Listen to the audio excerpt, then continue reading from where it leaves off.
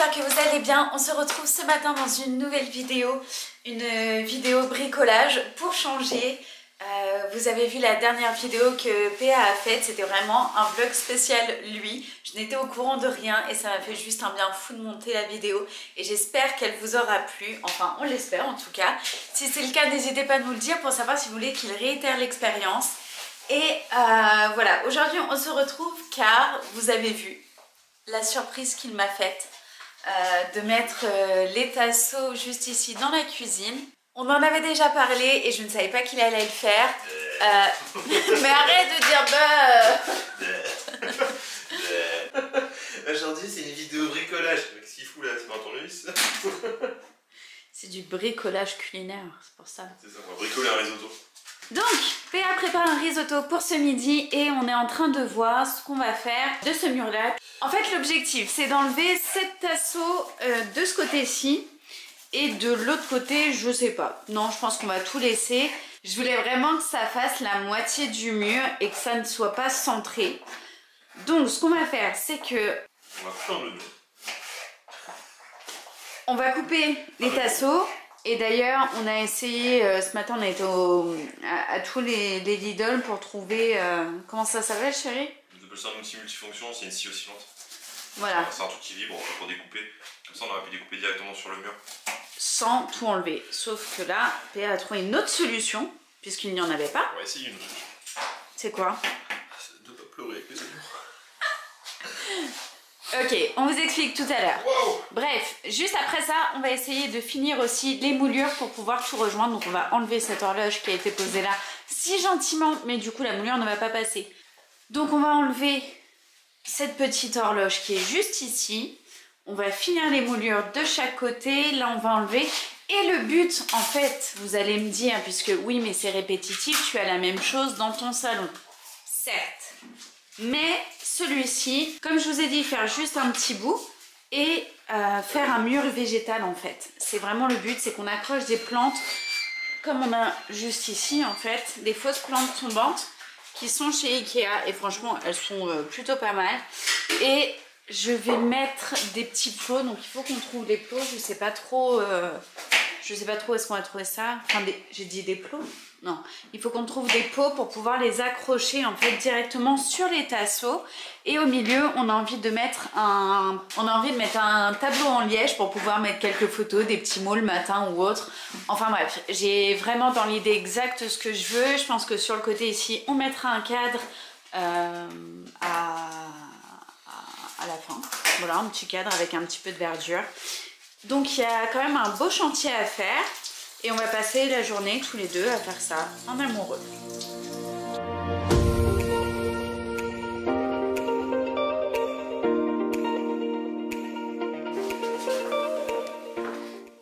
Dis-nous tout. Ah. Qu'essaies-tu de faire? Alors là déjà il faut savoir que ça vient de Lidl chez Parkside. C'est ça hein? Ouais. Et c'est quoi? C'est une quoi? C'est une Dremel. Voilà, donc nous avons une Dremel qui vient de chez Lidl et on a ces petits outils qui viennent apparemment de chez Action. Et n'ayant pas d'autre solution, puisque ce matin on a fait quand même plein de magasins de bricolage et tout, eh bien PA a trouvé une solution et bon, il essaye de trouver une solution pour pouvoir couper les tasseaux parce que pour moi il y en a trop, mais les couper directement sur le mur sans abîmer le mur. Voilà, bonne chance.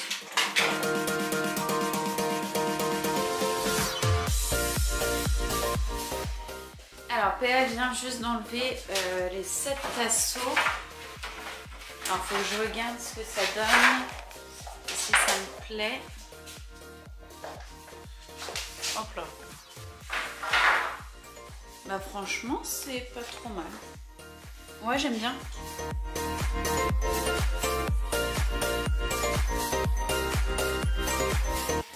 Alors pendant que PA trouve une solution, puisqu'en fait son système n'a pas du tout marché, donc on se retrouve toujours avec la petite barre en haut et la petite barre en bas. En attendant, moi je me mets à la peinture et ce qu'on va faire c'est que je vais faire la finition en fait juste ici dans l'angle puisque c'est pas très joli. Donc là j'étais chercher la peinture, je vais faire la finition, après je vais enlever l'horloge, tout ça, et comme ça à la fin on pourra terminer et faire les moulures et terminer enfin cette cuisine. Mais vraiment je suis super contente là juste ici d'avoir enlevé le reste. Je trouve que ça éclaircit quand même vachement et ça reste vraiment un panneau qui va être vraiment spécialisé dans la verdure, dans les plantes, tout ça, avec notre petit tableau fait en liège. J'ai trop hâte juste que ce soit fait. Et quand on aura terminé tout ça, on pourra enfin dire que la cuisine est terminée et je vous ferai encore un avant-après avec le avant de avant, ce que ça a été au milieu et ce que ça donne à la fin. Je pense que voilà, je ferai vraiment l'avant-après terminé de la cuisine. Une cuisine qu'on ne touchera pas, je pense, avant quelques dizaines d'années. Donc voilà, trop contente. Bon, ça s'est mal terminé. Le plan de travail est fini au bout. On a posé tout ici. Et au final, on a tout enlevé du mur, donc on va le reposer juste après. Mais c'est pas grave. C'était la bonne solution. On va y arriver. Ça va être tout propre. Et juste parfait. Ok, ça y est, on arrive au terme de cette petite préparation d'abord des tasseaux. Et franchement, je trouve que ça fait juste magnifique. Franchement, merci mon amour. C'est trop beau. Et là, avec un petit peu de verdure dessus, un petit cadre juste ici. Pareil, un cadre avec des plantes fait à l'aquarelle ou quoi, enfin bref, j'ai trop d'idées. Et avec la finition des moulures là-haut, ça va juste être magnifique. Tout en sachant que pour ma part, j'ai fini la petite partie, je vous ai dit, juste ici. Et en fait, bah, ça y est, la finition, ça a été ultra rapide. Ce que je vais faire, c'est que je vais m'attaquer à ce côté-ci. Alors, ce qu'on a décidé avec PA pour en fait faire une continuité et faire une sorte d'agrandissement de la cuisine, même si c'est l'arrière-cuisine, on aimerait qu'elle reste vraiment dans les mêmes tons. Et pour ça, on a décidé de faire tout le mur du fond, vous voyez, qui est marron juste ici. Et au-dessus de la porte, on va le faire de la même couleur du vert qu'il y a juste ici. Et comme c'est le même mur, avec des moulures au plafond qu'on fera partout, tout le reste de la pièce restera blanc. Déjà là, je vais repeindre tout ça en blanc. Tout ça en vert, vous voyez, et en fait ça fera vraiment une continuité de la cuisine, donc ça va vraiment normalement avoir un sentiment de très grand. Pendant que PA essaie de voir pour faire les moulures du dessus, il s'est posé carrément sur le plan de travail, comme ça c'était plutôt bien. Et bref, je disais donc que je vais commencer à peindre, donc j'ai protégé le frigo et je vais peindre toute cette partie là en blanc. Et d'ailleurs je crois que le dessus là, parce qu'il ne doit pas être très blanc. Donc je vais faire tout ça. Et une fois que ça sera fait, si j'ai terminé, je passe au vert, juste ici. Et là. Et tout là. Oh ça avance trop.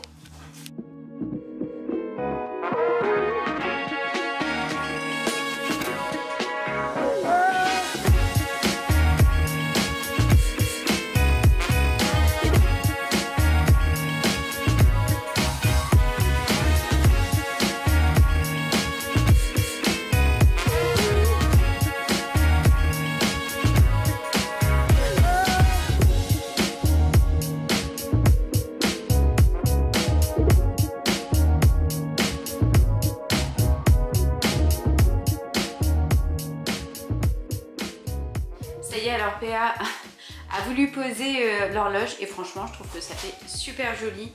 Manque plus que les petites plantes et tout ça va être génial. Et il a commencé à faire les moulures, mais en vrai ça termine tellement le mur. Je suis trop contente de me dire que tout avance là. Et de l'autre côté, pour vous montrer un petit peu, alors pour vous montrer, là j'ai commencé à peindre ce côté là. Hop. Donc il va falloir que je fasse la deuxième couche forcément. Il me reste le fond là à faire. Je vais faire le dessus là-haut. Donc tout ça en blanc. Et après ça sera tout ça en vert. Sur les côtés, pas la porte bien sûr. Hein, la porte je vais la refaire blanche. Parce que là c'est pareil, c'est violet, enfin violine, je sais pas. J'ai pas compris. Et voilà, vraiment je suis trop contente. Tu te vlogs et t'expliques.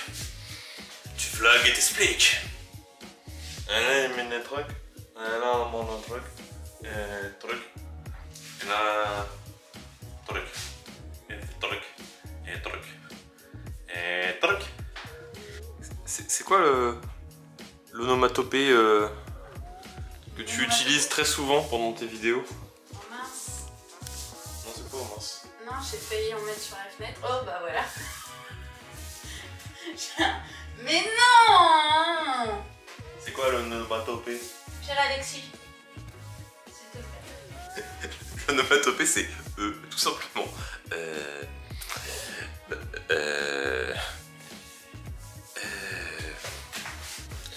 Donc on m'a demandé d'expliquer. Donc là, baguette. Là, C'est des cornes. si elle est découpée.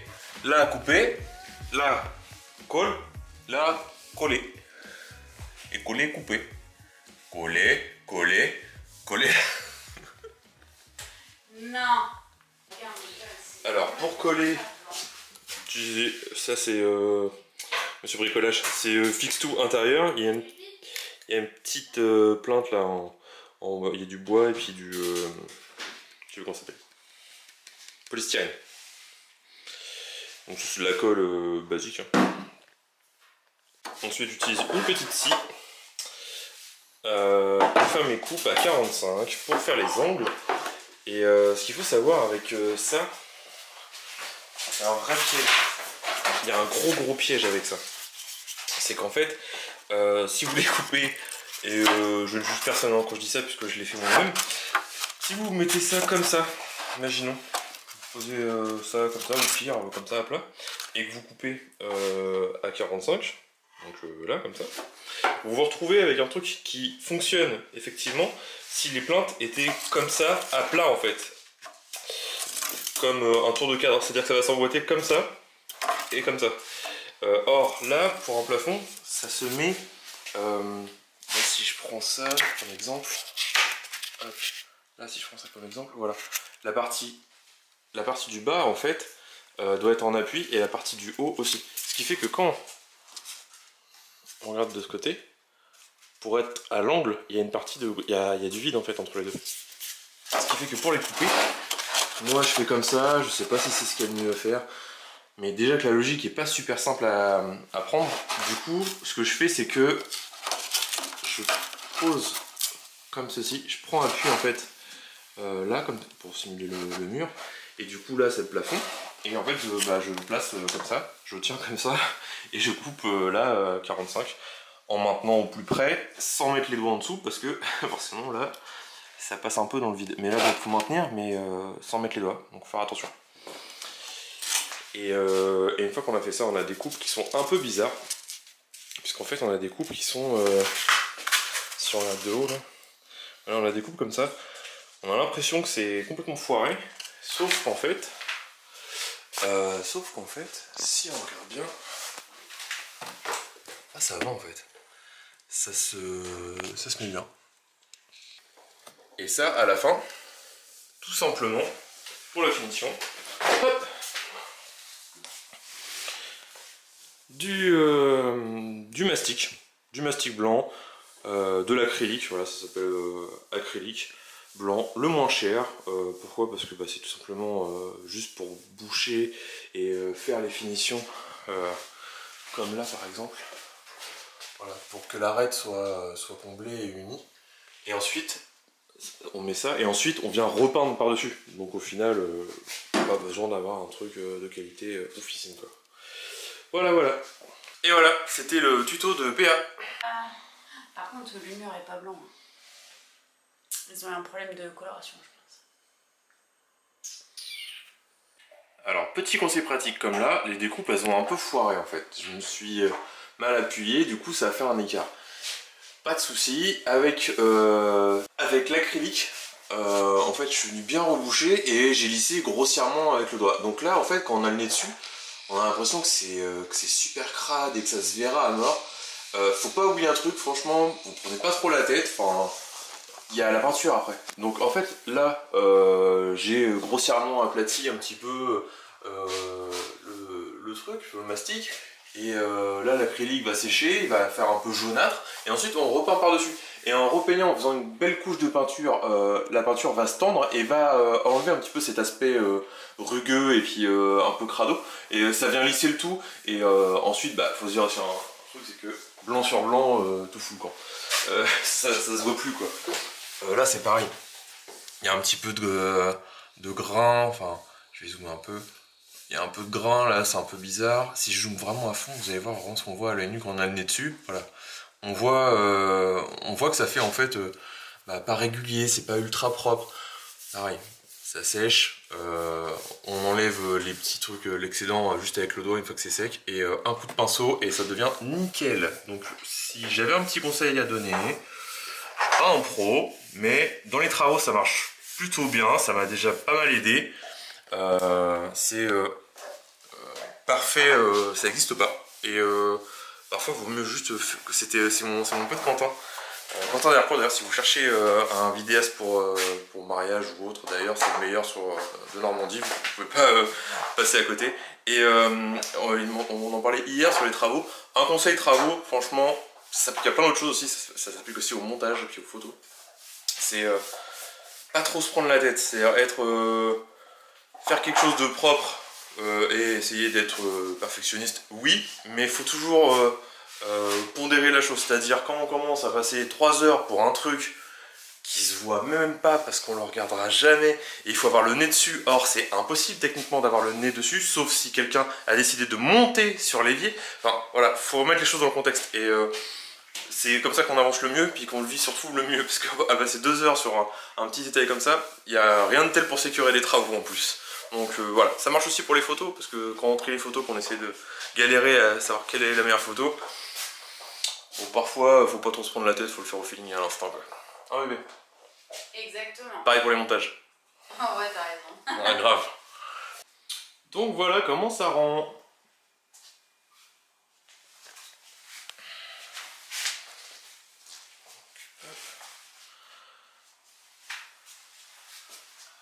Finition là, on va faire le petit coup de pinceau et ça va être nickel. C'est moi le coup de pinceau.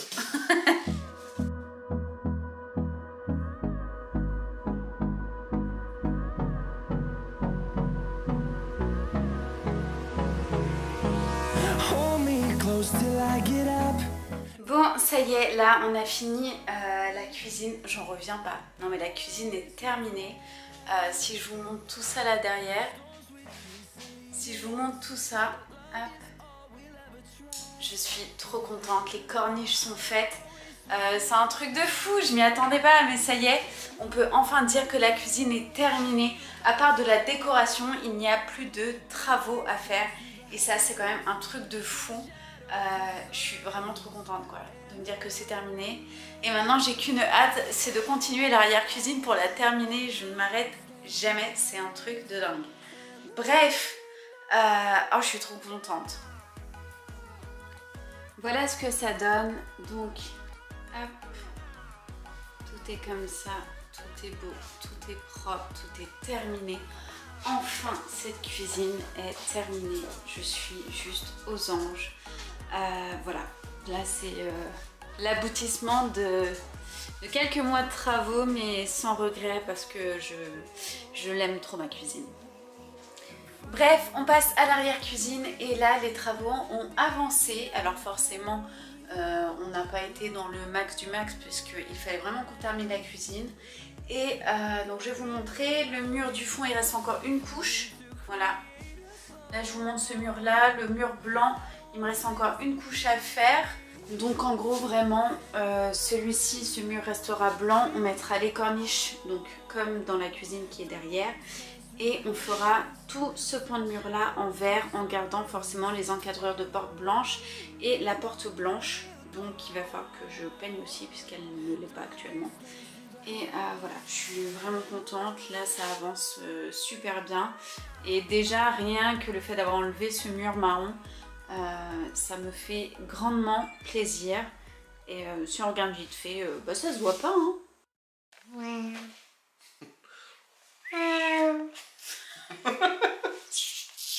Tu me fatigues. Sur ce, on espère vraiment que cette vidéo vous aura plu. On vous fait de gros bisous. Et on dit, on se fait des bisous. On se fait des bisous. À bientôt. Salut. Ciao.